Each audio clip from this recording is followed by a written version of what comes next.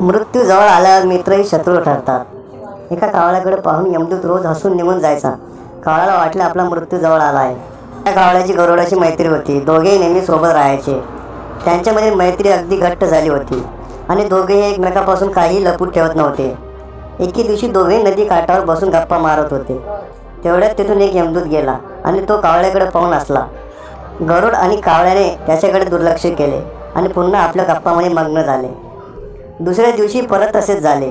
दोघेही गप्पा मारत असताना तेथून एक यमदूत गेला आणि तो पुन्हा कावळ्याकडे पाहून हसला. यावेळी मात्र कावळ्याच्या मनात शंका आली.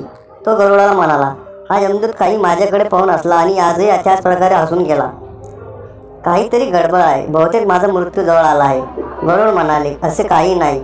हा एक सहयोगी असू शकतो. तू चिंता करू नकोस. 2-3 दिवस असेच घडत गेले. रोज यमदूत कावळ्याकडे पाहून हसत निघून जायचा.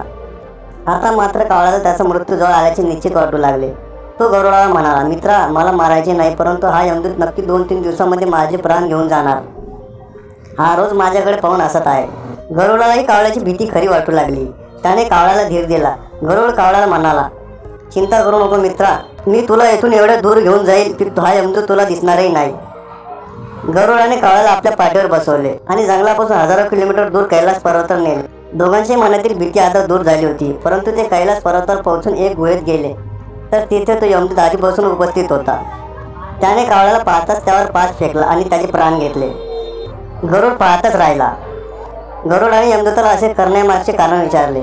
यमदूत म्हणाले, याच्या मृत्यूची हीच वेळ लिहिण्यात आली होती, त्यामुळे याचे प्राण घेतले.